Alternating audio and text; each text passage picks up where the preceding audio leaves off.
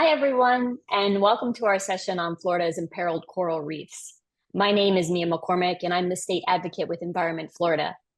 The important, amazing ecosystems found in the Florida Keys National Marine Sanctuary and throughout Florida's coral reef are facing unprecedented challenges from warming waters, disease outbreaks, and human activity. These threats combined last summer to create one of the deadliest periods of coral loss in recent history. Ensuring a sustainable future for the diverse natural populations that live there and for the people who enjoy and work in these waters will require innovation in how we manage these ecosystems moving forward. How we will adapt to meet the changing needs of this barrier reef is what we'll be discussing today. We have an outstanding panel, and we'll start with introductions and a question. First is Mayor Holly Rashine. She's the mayor of Monroe County, which includes the Florida Keys. She's also a former member of the Florida House of Representatives. Holly, can you describe what this reef system really means to South Florida? What's at stake? Well, Mia, the easy answer is everything is at stake.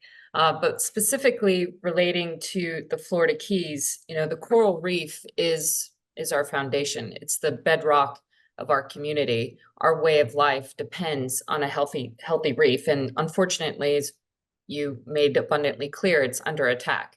The alarm has been sounded, and we're in a all hands on deck situation.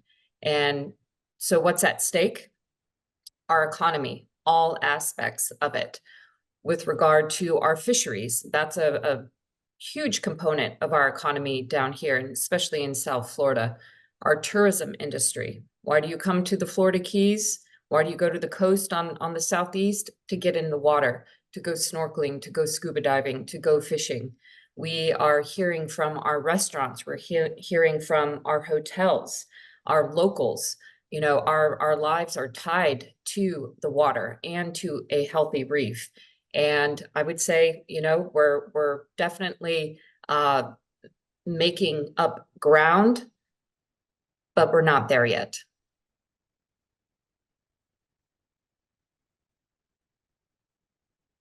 You're on mute. Thank you so much, Holly. All right, let's move on to Sarah Fangman, who is the superintendent of the Florida Keys National Marine Sanctuary for NOAA. She's responsible for leadership, vision, and strategic direction for the sanctuary. Sarah, how has this unprecedented heat, how is it affecting the marine ecosystems within the sanctuary? And in what ways can you respond to it? Well, first of all, thank you for the opportunity to be here. I appreciate the chance to talk about this important issue because, as Mayor just eloquently stated, a lot is at stake here, and we're seeing a lot of impacts on these precious resources, specifically on our corals. Last summer was unprecedented, and we saw temperatures unlike anything we'd seen before. But importantly, those temperatures were increased for an extended period of time. And that was what was especially challenging and unique about this event. We'd not seen something like that before. Corals can withstand temperature stress, but extended and prolonged temperature stress is really destructive and damaging to our reefs. And so last summer we saw significant impacts, a lot of what we call coral bleaching. Some of those corals, bleaching is not necessarily fatality. It's not necessarily fatal, but it can be if it lasts for a long time and for those species that are particularly susceptible. So we, along with a lot of people in our community, rallied very quickly to respond to this event. And so we recognized that this was coming on fast and furious, and all predictions were that we were going to have a really intense summer. And so there was a lot that we could do. We were able to undertake rescues. So we went out and removed corals that were in the waters being grown for outplanting as a part of our restoration work, to make sure that we had on land in safekeeping representative samples of all the different known genotypes of a couple of particularly susceptible species. And Dr. Muller can talk about that, I'm sure, because her organization, Mote, was very involved in that. We also did something new last summer, which was moving corals into the deep water, because water deeper was in some places cooler And importantly, the light intensity was less. And I like to give people the analogy. When you think about you're standing outside in a hot summer day in Florida, and if you are standing in the sunshine, the air temperature is the same, but it feels hotter. Step under one of those palm trees and it feels cooler. The temperature never changed. The same is true with those corals. You bring them into deeper water, the light intensity is better. And we saw twice the survival of corals that were moved. So those are just a few examples of some of the things we can do. I'm sure in this conversation we can talk more about it. But what was really inspiring to me last summer was in the face of these incredible challenges, we saw really heroic actions on the part of the practitioners, on everybody involved to just do what we can in light of the challenges we are facing. And sadly, we're expecting to see heat this summer as well. We're already seeing elevated temperatures. So we learned a lot last year. Again, we can talk more about that during the rest of the discussion, but we are, I think, better prepared this time, but it's still quite concerning. Thank you so much, Sarah. Let's move on now to Dr. Erinn Muller. She's the Associate Vice President for Research at Mote Marine Laboratory, and her current research targets the integration of resilience, like heat tolerance and disease resistance, into coral reef restoration planning. Dr. Muller, can you explain how the threat to coral ecosystems in the Keys has compounded in recent years? We've heard about the heat of it. I'm sure that's a big part of it. And how is it changing the approach to restoring them? Yeah, thanks, Mia. Pleasure to be here with everybody today. Thanks for the opportunity. To kind of provide some context and to give a little bit of a history lesson, I just want to share with everybody sort of the history of where we are and why we are in the situation in which we're existing today. And that is because if you visited these amazing reefs that we have throughout Florida in the 1970s, when you visited that ecosystem and you look down at that structure, about 30% of the bottom would have been covered by living coral. However, starting in the late 1970s and early 1980s, we started to see these precipitous declines in coral cover. So by 2014, just a decade ago, we only had about 5% of our living coral left. And a lot of that decline had been related to things like increasing water temperatures, which does cause coral bleaching, and also really large regional disease outbreaks, one in particular that affected the branching corals, which are such important species within these shallow water environments. So even just a decade ago, we were kind of really working to preserve the last vestiges of those populations. But over the last 10 years, we've just been, hit even harder, I think, than what had been happening in the previous decades. One was because of another disease outbreak called stony coral tissue loss disease, which instead of like the previous one hit the branching corals, actually started to affect a lot of the boulder and the brain corals that had managed to survive over those last several decades. And so since 2014, that disease has spread throughout a lot of the Caribbean, causing further decline. And then, of course, these increasing temperatures associated with climate change that appeared in 2014, 2015, and of course, last summer. And as Sarah mentioned, the temperatures last summer were about threefold higher than anything we have observed in the past, with the accumulation of heat. So like she said, it wasn't just that it got hot, it was that it was really hot for a really long period of time. And so that resulted in an unprecedented loss of some of our most heat susceptible species. So, what does this all mean for restoration? Well, we started restoration over a decade ago, almost 2 decades ago in Florida, because we knew that those coral populations needed some help. And a lot of the hard work figuring out how to grow these corals well on land and in the ocean, how to get them out onto the reef so that they could survive that transitional process was accomplished over those decades. But now we have to think about making sure that those corals that we put out there can survive these unprecedented conditions that we have today. And so a lot of my research at Mote and then a lot of partners throughout Florida are really focusing on figuring out how to integrate resilience within our restoration planning. So thinking about things like, how do we get these corals to be resistant to stony coral tissue loss disease or the many other diseases that are affecting our reef ecosystems? How do we get those heat sensitive species to be more tolerant tolerant so that when the next heat wave comes, which seems to be right about now, those corals can survive better. And so there's a lot of novel interventions that have been in the pipelines to be implemented and have shown really significant success. And we just need to figure out how to get them from the pilot scale to the broad operational scale, which I think we're making leaps and bounds on. Some of those include selective breeding. So a lot of the corals that actually were produced by organizations like Mote and our partners, the ones that survived the summer last year of those sensitive branching corals, a lot of them were created through assisted sexual reproduction. So these babies that are being created on land and then put out into the water have a leg up, and it could be related to their parents. It could be related to, you know, the nutrition that they're provided in the early stages of life, but that's giving us a lot of hope for moving forward in a lot of our restoration activities with sexual reproduction. There's also a lot of great progress associated with integrating things like more heat-tolerant algal symbionts. So these are the algae that live inside the coral animal and provide the coral with a lot of their food. And some of those algae are actually more heat-tolerant.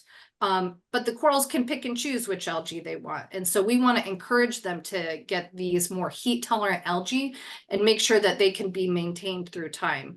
And there's a lot of groups that are making really significant progress on integrating those more heat-tolerant algae. And we think that's going to give these corals a leg up as well. And then additionally, there's some research going on with things like assisted gene flow. So there's the potential to integrate genes from the same species grown in different regions that may be more heat tolerant. Could we potentially bring some of those corals and breed them with our native corals to boost them into having a little bit more heat tolerance within the same species? Some of that research is just happening right now. There's a lot of work that needs to be done on their conservation value, and it has to be a community conversation about what tools and what novel interventions we can move from the lab into the reef environment so that we are, you know, making things better and not potentially causing bottlenecks. And we can do all these things while also focusing on one of the most important aspects of population recovery, which is genetic diversity. That in itself ensures that the populations have a broad range of ability to withstand unprecedented issues that we can't predict. And we strongly believe that we could do all of these things simultaneously to help give those restoration populations a boost. And we have to do that today because obviously climate change and these other major issues need to get addressed. But even if we could wave a magic wand today, we'd still be dealing with a lot of the environmental momentum that we're in for decades to come, and the reefs can't wait that long. We really need to make progress today so that those ecosystems can function tomorrow. Thank you very much, Dr. Muller. We'll follow up on that, some of that pressure to work quickly. And it's really good to hear some of the hopeful strategies that are coming forward, that there's some hope for these reefs. Let's move on now to Chris Bergh, the Florida Field Program Director at the Nature Conservancy. Chris was raised in the Keys and works across the state on marine, aquatic, and coastal conservation strategies. Chris, conservation groups are often like first responders in situations like we had last summer. They can be the first really to assess an emergency, and they have the flexibility to kind of react to what's happening. So looking forward, how can we ensure our management of these ecosystems meets the moment? Thank you for the question, Mia, and thanks to Environment Florida and Environment America for coordinating this session for us. And thanks to all of you in the audience for joining. As you said, I grew up in Key West. I grew up fishing, diving, boating, all the fun things. So really from the 70s through the 90s, I was watching and even contributing to some extent to the slow decline of coral reefs and other natural resources in the marine environment there. But I really got involved professionally in marine conservation in the 2000s when that degradation started to really pick up speed.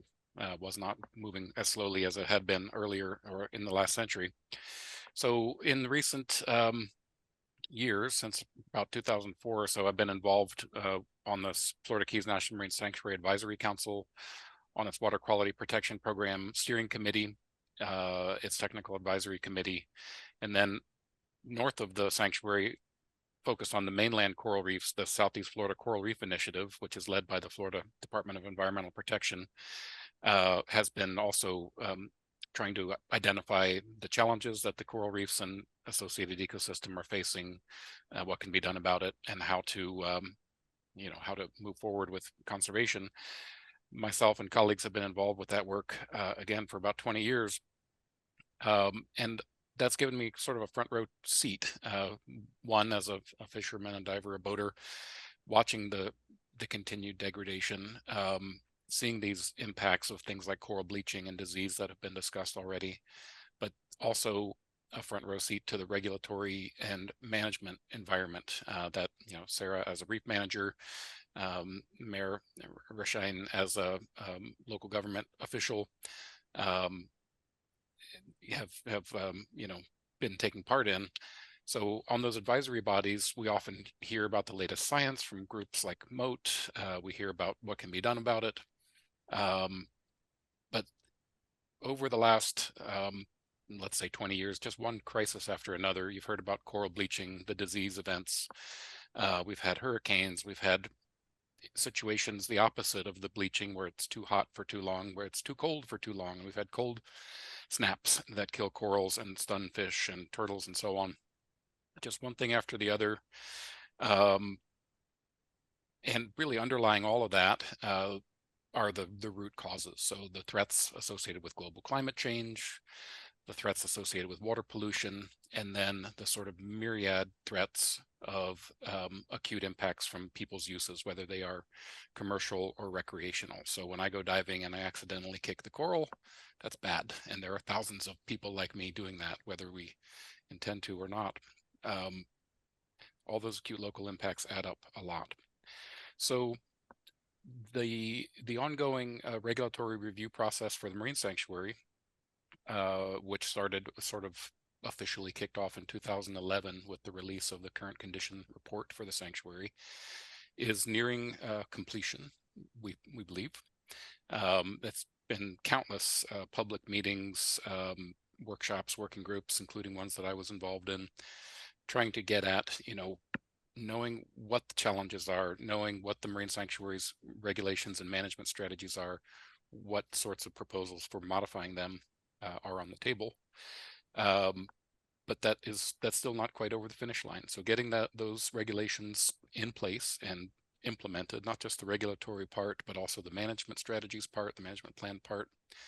And then to the north, the Northern Florida mainland coral reefs just became officially a state aquatic preserve, and there will be a development of a management plan for that place as well.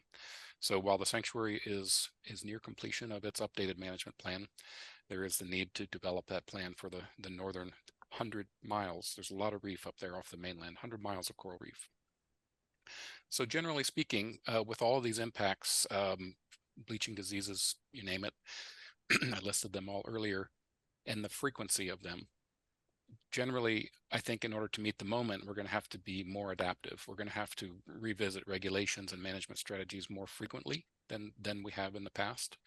We're going to have to be more surgical, if you will, as opposed to trying to comprehensively think about the entire Florida Keys Marine Sanctuary or the entire aquatic preserve off the mainland, and think about more specific, smaller places, smaller issues, and try to move more quickly. And we're going to have to adapt and adapt and adapt. There is no science that suggests that we're out of the woods, that things are just going to get better. In order to make the kind of difference for these natural resources and for all of the people that depend upon them, we're going to have to be really hands-on, even more so than we already are. We, the management community, the conservation community, and the reef users, the people that fish, dive, and boat, and use them in every other way. We're all part of that challenge, and we're all part of that solution. Okay, Chris, thank you so much for sharing your insights. I'm going to take a few minutes now to ask a follow-up question.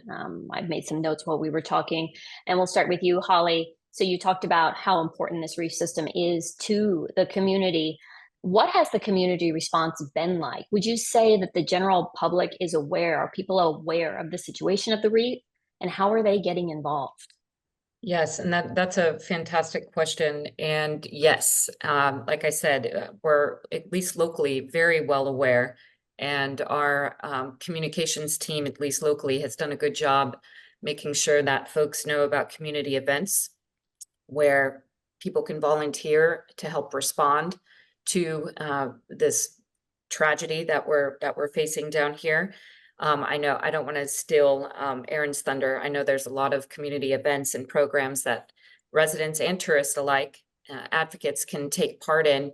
But to Chris's point, you know, we've got some boots on the ground, or as I like to say when referring to this situation, fins in the water. We have hundreds of them, but we need thousands. We need soldiers that are, you know, from recreational divers or commercial divers. Obviously, the scientific community is very plugged in. And, you know, we, like I mentioned earlier, we have sounded the alarm and the help is coming in. We've got tremendous proponents at all levels of government, whether it's the federal government. I know that there was some legislation out there that our entire Florida delegation supported. You know, it's a nonpartisan issue. The state of Florida has a office, you know, that oversees coral reef restoration. I see that our chief resiliency officer for the state is on here, Dr. Wes Brooks. And then of course, at the local level, like I mentioned earlier, this, you know, all aspects of our life depend on a healthy coral reef. So there's a lot of social media out there. It's something that comes up at the dinner table, whether it's at a restaurant or just here at someone's, you know, at someone's home. And I really commend not only the scientific community, but all of the nonprofit world that is involved in this. We have a large number of partners in that space. And, you know, our schools get involved. And so I think that we need to keep getting the word out. Things like ecotourism. You can come take a quick course on how to, you know, properly help with these efforts. And I think just kind of keeping the pedal to the metal, because again, like all of us have said today, you know, we're headed in the right direction, but we need more. We need it quickly. Like Dr. Muller said, you know, we've got these wonderful pilot programs. It's now time to implement them on a large scale. All right, thank you, Holly. What a great idea to work in something that's conservation related into your vacation if you're a tourist coming to the area. It's a really great idea. Let's move on to Dr. Muller. And I got a sense of listening to you talk that there is this pressure. We all know there is this pressure for you to work really quickly to come up with these this work that's really saving the reefs. Could you tell me what management practices maybe within the sanctuary could best serve your work, could help you move quickly to help this coral survive? Yeah, absolutely. I mean, there's so much interconnection between what we do and in our management agencies. And I love working with the sanctuary because they're such an amazing partner. And that's because of a lot of different reasons in which what they do helps our, you know, our momentum move faster. So one of the most important things when we think about coral resilience is associated with like managing local stressors. So when we can reduce anything that's harming the corals on a local level, like interactions with snorkelers or divers, or making sure that the water quality is as optimal as possible, all those things allow those corals to have more energy and resources so that they can withstand these issues that are beyond local management, you know, capacity to control, like maybe really large regional disease events or increasing water temperatures. You know, corals can withstand those major global threats easier if we have healthy, clean ecosystems locally. And that's a really important component of what, you know, what we're doing within the Florida Keys. In addition to that, protecting all the different connected ecosystems is really important for reef resilience too. So when we kind of think about things like climate change and increasing water temperatures and the devastation that that can have, we see actually a synergistic effect between a couple other stressors when you add that into increasing water temperatures, and one is ocean acidification. So if you have a reduction in pH, in addition to your increasing in water temperatures, you have this compounding stressor that acts worse than if you had those two stressors added together. But what we see in places like the Sanctuary, when you have healthy seagrasses surrounding that coral reef ecosystem, it actually mitigates ocean acidification and then can give those populations the ability to withstand increasing water temperatures. So kind of having that connection of management throughout all of those different connected ecosystems is really important for us to have an additional leg up as we're moving forward to rebuilding some of these processes. In addition, one of the things that Chris said that's really important for us is adaptive management. So, today we're working with the best available science of what we know, with our boots on the ground right now, but tomorrow that's going to be different. And every day we're learning about how to do things better, what makes the most impact, what's our best return on investment, and having, management that can be adaptable with that progression as we learn through time is really, really important as we figure out how to do things like increase heat tolerance or, maybe boost the ability for corals to withstand current conditions. And then one of the other, important management qualities that I value a lot is relationship building. So, when we have organizations like those nonprofits, those universities, those state agencies, county agencies, in the trenches, doing a lot of this work on a day-to-day basis, and sometimes, seeing really, really significant challenges that we have to overcome on a day-to-day basis. When you're down there, knowing that your agencies are there, not to make your life more challenging, but actually to help you be successful, that is really, really important as we're kind of trying to get through and make significant progress within something like restoring an entire reef ecosystem. It's like knowing that the Sanctuary has our back and that they're there to help us succeed, for me, is one of the most important aspects of having that management relationship with those of us kind of doing restoration. That makes perfect sense. And it kind of leads me right into my next question with Sarah. I'm sure that managing the balance between human activity and the success of the Sanctuary is one of the hardest parts of your job. So can we talk a little bit about what the management plan that Chris alluded to earlier, the restoration blueprint? Could you introduce us to it? Just a basic overview, and maybe what tools that you see as being critical within it that can help the Sanctuary respond to future crises and natural disasters. Sure. So Chris lived it. The Sanctuary natural resources have changed. He saw it with his own eyes. The science backs up what he saw. And in 2011, as Chris noted, we published a condition report or a status report of the condition of the resources in the Sanctuary, and it was very sobering. And that launched over a decade-long process to examine how are we managing the Florida Keys National Marine Sanctuary in light of these challenges. And it's been a very long process. It's been a very comprehensive process. During that process, we had over 80 meetings of our Sanctuary Advisory Council and working groups discussing the challenges we were facing in our environment and what can we do about them. We had over 70 public meetings over that time, and we heard a lot from the community.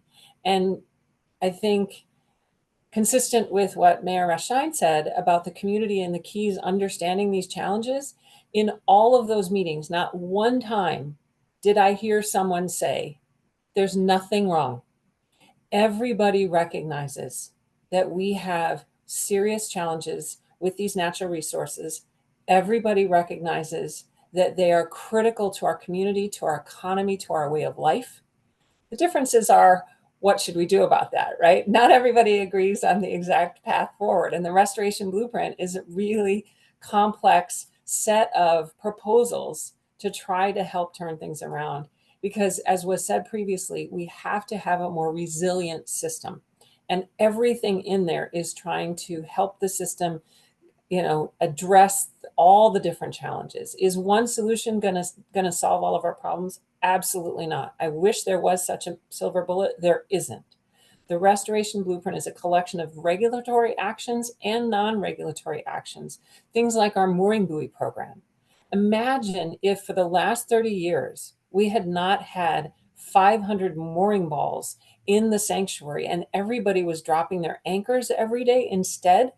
What would our reef look like? That's not a regulatory thing. That's just a service we provide to help protect our corals. That's part of the restoration blueprint and will continue to be a part of the restoration blueprint. But other things specifically that I think there's too much to talk about in terms of what's in there, which is why it has taken us so long to get to this point. But some of the things I'll quickly highlight is additional protections from anchoring. One new zone we're proposing to create. Zoning is something that we've used for several decades quite successfully to protect small places within the sanctuary that may be particularly vulnerable to certain activities. We have proposed additional zoning as a part of the restoration blueprint, including zones to protect coral restoration sites, because that is a big part of the future of helping these reefs, is to grow and outplant corals that are informed by the work that Dr. Muller and her colleagues are doing to make sure we find the most resilient corals to work with. So protecting those areas, those are part of the restoration blueprint. Another thing I'll quickly highlight is an emergency rulemaking capability that we have. Chris alluded to the fact that we need to be adaptive. Normally, rulemaking in the federal government is slow, but we need to have a tool in our toolbox that allows us to respond and react and protect quickly. And in fact, we used that last year for the first time in 20 years. We currently have an emergency rulemaking capability, but it's a short little 60-day window. Through the restoration blueprint, we are proposing to extend that to 180 days. That gives us a little bit more time. So last year, we used it to protect the deep water nursery. As I mentioned, we moved those corals into deeper water to protect them. They were protected from the heat, but they weren't protected from unintended consequences from fishing. And so we are able to use our emergency rulemaking to put in place additional protections so those corals that people work so hard to get into a safe spot would not be unintentionally impacted by fishing. So what I will say is, as has been mentioned, we are near the end of that. We hope to get the restoration blueprint out later this year, hopefully in October. And I believe it will be, I think everyone will celebrate that it's done. I'm not sure everyone will celebrate everything in it. That's impossible. There's too much. It's too complex. Even I will have things in there I wish we would have done or maybe could have done differently. But this is about compromise, and we're going to get there. And there's still going to be challenges ahead of us. And I want to acknowledge, what Dr. Muller was talking about with her research and what they're trying to do. We are so lucky to have Mote and the scientists there, world-class scientists, and the work that they do, informing what we are trying to do as managers. Critical, important. And I'm not sure we can do it at scale and fast enough. And so we really have to address the larger issues that have gotten us here. We can't just expect to science and outplant our way out of this. We have to fix the regional and global problems that are threats to these resources also. We're going to keep doing what we can at the local level, but we absolutely also have to keep the pressure on the bigger issues. Yes, thank you, Sarah. Great insight there. And I appreciate you taking the time to highlight some of those tools that you'll be using when that blueprint comes out. And before I get to my last question for Chris, I want to open it up to the audience. If you have a question and you're listening and you want to throw it in the chat with the remaining time that we have after Chris's response here, we'll try to get to some of those questions in the chat. So please feel free to do that. Okay, Chris, so you've heard a bit more now, and I know that you've seen a tremendous amount of change in South Florida. You've told us that. What do you see for the future for corals in Florida, say within the sanctuary in the next 5 years from now? Thanks for the question, and I'll pick up where Sarah left off. Those big threats, those overarching threats, including climate change related impacts, water pollution related impacts, and then the sort of multitude of acute local impacts. None of those are going to be solved overnight. None of them will be solved in 5 years, but progress is being made, can be made on all of them. The existing regulations and management approach of the sanctuary are doing a lot. The proposed update to their management and regulatory regime will do more. And with the advent of the aquatic preserve off the mainland, and then the management plans of the national parks that are sort of all around the marine sanctuary, more and better management will be taking place. But to the point that Sarah made, the root causes, global greenhouse gas emissions, deforestation, the things that cause climate change, progress is being made, but we can't tackle that hard enough, fast enough, or throw enough at that particular overriding problem. On the water quality front, we've made tremendous progress everywhere in the state, but particularly in the Florida Keys. Over the last 40 years or so, we've spent $1 billion getting our wastewater under control, taking antiquated, ineffective septic tanks and cesspits, which allow nutrients and other bad things to get into the ocean, and converting them or switching them onto centralized advanced wastewater treatment systems, and then disposing of the relatively clean treated wastewater responsibly. $1 billion is really, I would say, a small investment to make, but it was a huge undertaking to get the money, to spend the money, to convince people that it was worth doing. And then all of those acute local impacts. I still fish, dive, and boat. My neighbors do, my buddies do, my family does. Tourists galore. Tourism is the foundation of our economy in the Florida Keys. We want people to come and enjoy themselves on and in the water. But we all have our impacts. We need to continue to minimize those. Several people, Sarah and others, have mentioned our restoration technology and the intervention in diseases technologies that we're learning more about every day. We're getting better at this every day, literally. Groups like Mote, Coral Restoration Foundation, the State Fish and Wildlife Conservation Commission, Nature Conservancy, various universities have been going at it for a long time, trying to get good at this, so that as the threats are reduced, we can meet that halfway by building the resilience and the populations of corals in the ecosystem. But even as good as that is now, even as much better as it's going to be as we continue to refine it, applying that at the scale of the entire South Florida coral reef ecosystem is a extremely challenging, extremely expensive undertaking. So reduce the threats, improve the restoration and intervention technologies. Even if we make great progress on those, I'm afraid we will continue to see some decline in the remaining 5 years. Your question was, what about the next 5 years? This is a big, complicated ecosystem beset by big, complicated problems. I expect in my crystal ball that we will see more decline, but at some point it's going to level off. These threat reduction efforts and these restoration efforts are going to get there, hopefully sooner rather than later. And sort of ironically, even though the condition of the resources may continue to decline for some time, people are still enjoying the heck out of them. The fishing, diving, boating is still the best in the continental United States. We still have a tremendous economic impact, as the mayor mentioned, of both the tourism and the other related recreational industries. So although these are degraded natural resources, they're still extremely valuable. They're worth everything that we can put into their conservation and their sustainable use.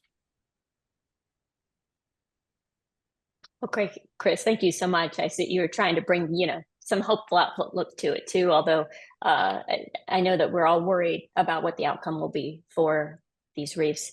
I'm going to take a look at the chat right now, and we have a question about what are some ways that someone who's not located in Florida can get involved and contribute to the important work that's being done there. And I think that could be a question for Holly or for Erinn, if you have some ways, or even Chris, that someone could get involved that's not located in Florida. I'll take a stab, and then maybe folks can help me out here. And that's a wonderful question, because, we're home right here in Florida to the third largest reef tract in the world. However, the impacts to the reef also filter up into the rest of our nation and obviously the planet. But reach out to your elected officials, especially at the federal level, and spread that awareness. You know, if you live in Ohio or Wisconsin, you know, even though you don't live in Florida, doesn't mean that the coral reef is not important. It's a national treasure. It is a local treasure. It's a global treasure. It's a gem. And we need all the support, all the advocacy that we can get, whether you're, like I said, in Washington or you know, North Carolina, it doesn't matter. Reach out to your elected officials, let them know that this is important to you, and they need to be talking to their colleagues and sharing the word.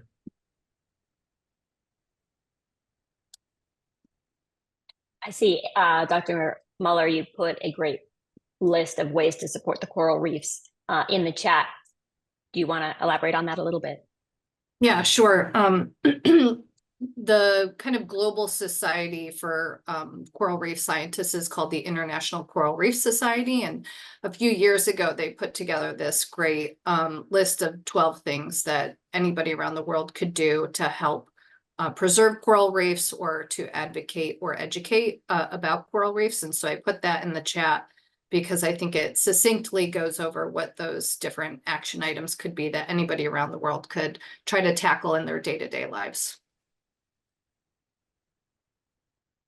Excellent, thank you. Chris, do you have anything you'd like to add? Yeah, I'd like to build on the mayor's comments about the federal level, since this is Capitol Hill Oceans Week. You know, work that the Nature Conservancy has done in working with others to develop coral reef restoration technologies, developing and overseeing and subsequently, you know, passing on to another state agency, the coral bleaching monitoring program that we now use every year.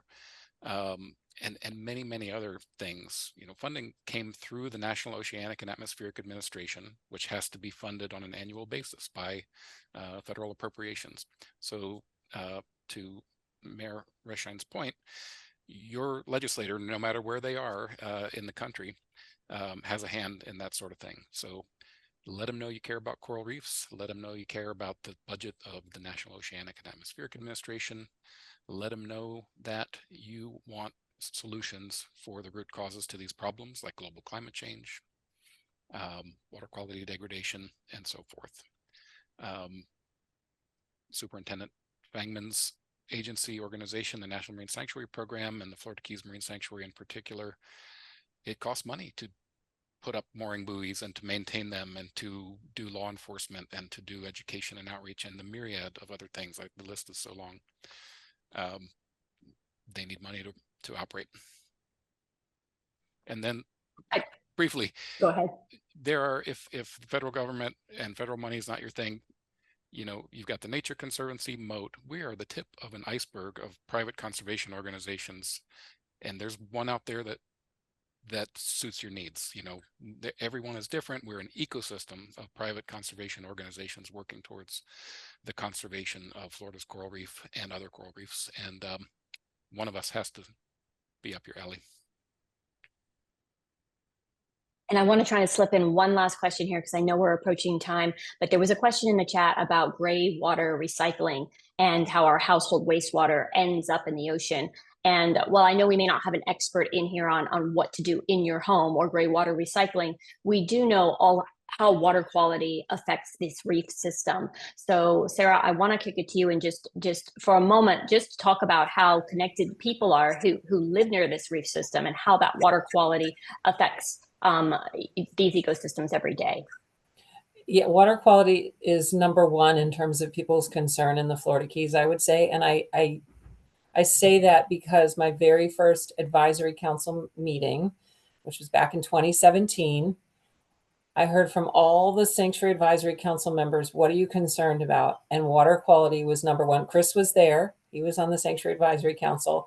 Water quality was the resounding issue of concern in our community. And as he's previously so eloquently stated, we've done a lot in the Keys to address water quality issues. There's more to do. but it's an enormous issue, and it's foundational to all the ecosystems in the Keys, not just the reefs, which we've been talking about, the seagrasses, the mangroves, the fish, the turtles. Everything depends upon clean, healthy water, and so we've got to keep our eye on that as well. Could build Thank on you, that. Sarah. I Go ahead, mentioned Chris. You the- have like 30 seconds. the great success and progress in the Keys. And there's been progress on the mainland as well, where, as I said, there's 100 miles of coral reef. But we still have secondary treated wastewater, which means pathogens are killed, but the nutrients are still there, being dumped into the ocean off of Miami and other Southeast Florida counties in enormous volumes. Those need to get dealt with. There is a state law that says they must not do that anymore. They're working in that direction, but they're behind the curve. That's a perfect example. If you have access to state legislators or local government officials in Miami-Dade County, let them know that dumping wastewater into the ocean next to our nation's coral reef is not okay. All right, Chris, thank you so much. That's going to wrap it up for our session on building resilient reefs in the Florida Keys. I'd like to thank the speakers for joining us and sharing each of your unique perspectives, and the Gordon and Buddy Moore Foundation for making this virtual session possible. And finally, I want to thank you for attending and taking the time to learn about this important issue. Enjoy the rest of your sessions at Capitol Hill Oceans Week.